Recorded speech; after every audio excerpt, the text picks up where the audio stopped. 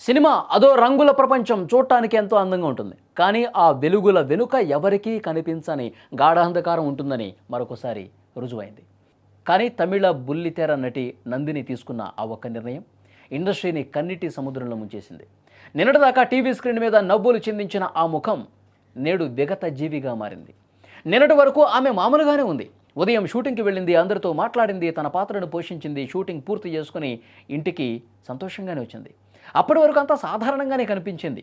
కానీ ఆ 4 గోడల మధ్య ఏం జరిగిందో ఎవరికీ తెలియదు. కాసేపటికే ఆమె ఆత్మహత్య చేసుకుందన్న వార్త అందరినీ కలిచివేసింది.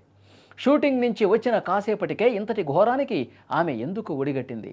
ఆ క్షణంలో ఆమె మనసులో ఎంతటి ఆవేదన ఉండి ఉంటుంది? ఇదే ఇప్పుడు అందరినీ తొలుస్తున్నటువంటి ప్రశ్న. మరోపక్క నందిని బలవన్మరణానికి పాల్పడటంపై తోటి నటీనటులు ఒక్కసారిగా దిగ్భ్రాంతికి గురయ్యారు, షాక్ అయిపోయారు. సంఘటనా స్థలంలో పోలీసులు ఒక లేఖను కూడా స్వాధీనం చేసుకున్నారు. దీని ఆధారంగా ఆమె డిప్రెషన్, వ్యక్తిగత సమస్యలతో బాధపడుతున్నట్టుగా గుర్తించారు. యాక్టింగ్ కెరీర్లో కొనసాగాలని నందిని భావించిన పెళ్ళి, సెటిల్ కావాలి అంటూ ఫ్యామిలీ మెంబర్స్ ఒత్తిడి చేస్తున్నట్టుగా తెలుస్తోంది. మానసికంగా ఆమె చాలా రోజులుగా ఇబ్బంది పడుతున్నట్టుగా తెలుస్తోంది.